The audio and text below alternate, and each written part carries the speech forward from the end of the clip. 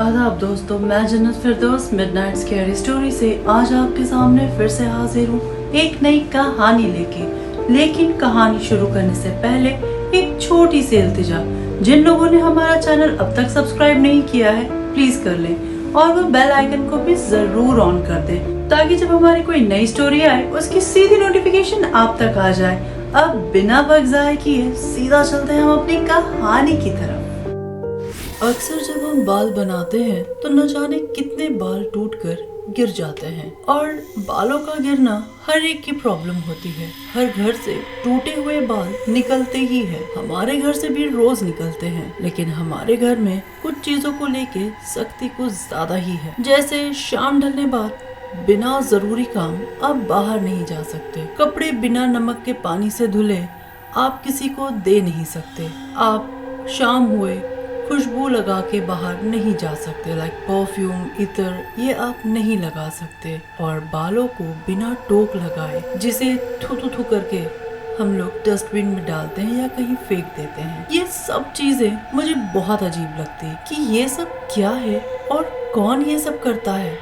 सख्ती हमेशा से थी, इसलिए आदत में भी ढल गई कि जब भी बाल बनाते तो जो भी बाल कोम में या इधर उधर गिरते उन्हें उठाकर थू थू करके डस्टबिन में डाल देते। ये सब अंधविश्वास बातें, लेकिन माँ का मूड सही रखने के लिए उनकी बात मानती रही। मुझे उनसे बेहद प्यार और मैं उनका दिल भी नहीं दुखाना चाहती। मेरी ही तरह मेरी दोस्त भी थी नंदिनी। उसे इतनी बार मैंने खुद ने भी कहा कि बालों को ऐसे ना फेंका करे, तो वो मुझ पर जोर जोर से हंसने लगती और कहती, तुम तो खुद भी इन सब चीजों पर यकीन नहीं करती, तो फिर टोकती क्यों हो। न जाने क्यों मैं ये सब ना मानते हुए भी उसे टोकने लगी थी। मेरे और मेरी दोस्त नंदिनी के बाल बहुत खूबसूरत थे, नजर न लगे इस हिसाब से हमेशा बताया जाता कि टोक कर दिया करो। बिना धुधु किए, मतलब कि टोक किए, न फेंको न तारीफ करो किसी के भी बालों की या किसी भी चीजों की। जैसे मैं मेरी माँ की बात रख ले, वैसे ही नंदिनी भी मेरी बात रख लेती। मैं और नंदिनी तैयार हो रहे थे। नंदिनी ने मुझसे कहा, नैना आज ना मैं अपने बालों को खुला रखूंगी, कॉलेज फंक्शन है, सब ऐसे ही आएंगे। मैंने भी कहा हाँ हाँ रखो। नंदिनी ने अपने कमर तक आते काले घने बाल खोल दिए। उसके बालों में बहुत चमक थी, बहुत खूबसूरत लग रही थी वो। हमें बहुत देर हो रही थी, हम हॉस्टल से ऐसे ही निकल गए।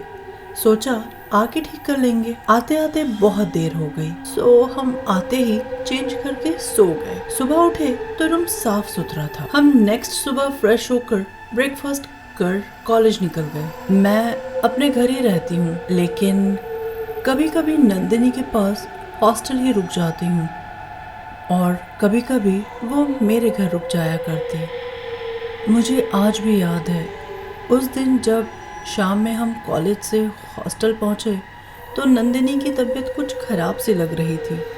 सो मैंने उसे मेरे साथ घर चलने कहा। हॉस्टल की वार्डन को इन्फॉर्म करके मैं और नंदू घर आ गए। रात में नंदू बहुत बेचैन हो रही थी। वो बार बार मुझसे एसी की कूलिंग बढ़ाने कहती। वो कहती न जाने क्यों उसे ऐसा लग रहा है जैसे उसका पूरा जिस्म आग में झुलस रहा है। उसे बहुत गर्म लग रहा था। पूरी रात यही होता रहा। सुबह जाके वो सुकून में सोई। दोपहर हो गई तो माँ ने मुझसे कहा कि नंदिनी को उठा दो, सुबह भी कुछ खाया नहीं और अब भी वो सो रही है तो भूख लगी होगी और कमजोरी आ जाएगी। खाना खिलाकर डॉक्टर को दिखाओ। और मैं नंदू को उठाने कमरे में आ गई। नंदू को आवाज लगाया, लेकिन चादर हटाया और ये कहना ही था कि उठ जाओ, लेकिन मेरी चीख निकल गई। मेरी चीख सुन माँ, काम करने वाली मासी सब दौड़कर कमरे में पहुंच गए। नंदिनी का ये हाल कैसे हुआ समझ नहीं आ रहा था। उसका जिस्म ऐसा हुआ था मानो जैसे वो जल गई हो। हमने बिना देर किए उसे हॉस्पिटल ले गए। नंदिनी बेहोश थी। उसका खूबसूरत चेहरा आज बहुत डरावना लग रहा था। वो बहुत झुलस सी गई थी। मैं बहुत रो रही थी।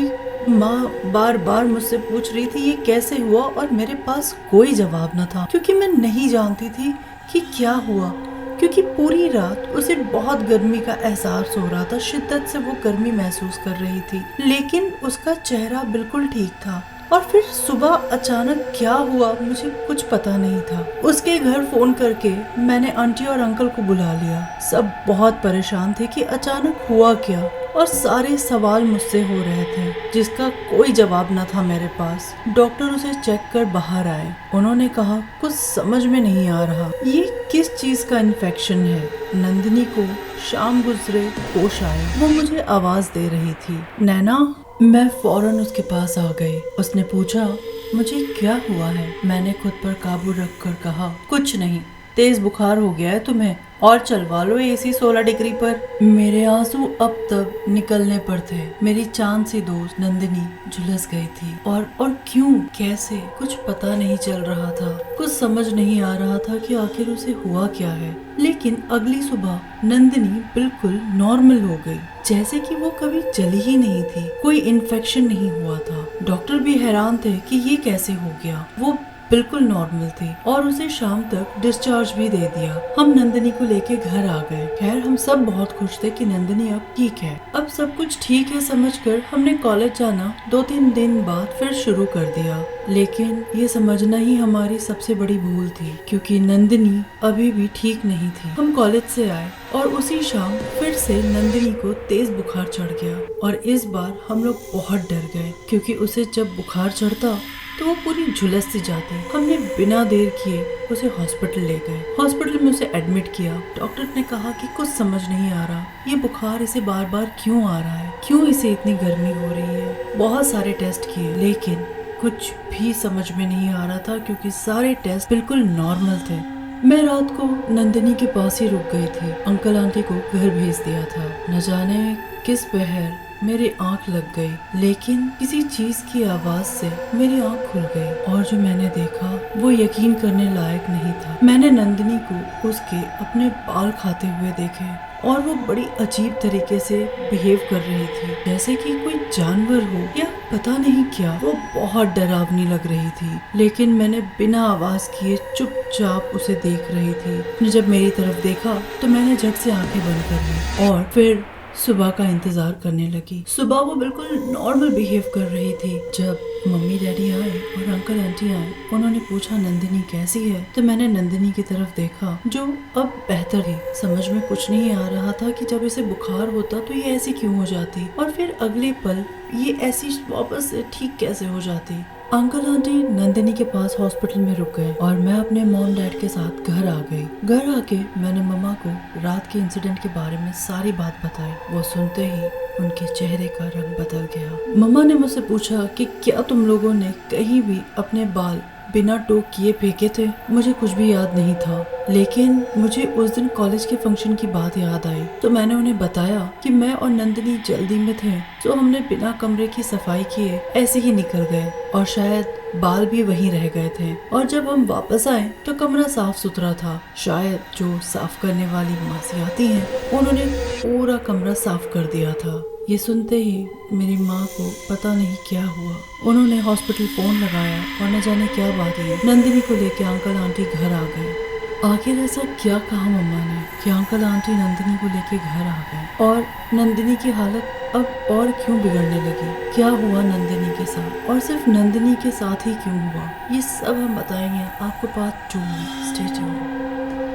बाल टूटे हुए तुमने कहीं फेंक तो नहीं दिए थे, इत्र लगाया था या बिना धोए हुए कपड़े किसी को दिए थे, क्या किया था, कुछ तो बताओ नैना, कुछ तो याद होगा। तब मुझे याद आया कि उस दिन जब हम कॉलेज फंक्शन में जा रहे थे तो हमने जल्दी जल्दी में सब कुछ मेस वहीं छोड़ दिया था, और मैंने फिर मम्मा को बताया कि हमने सारा मेस वैसे ही छोड़ दिया था, जिसमें बाल भी थे।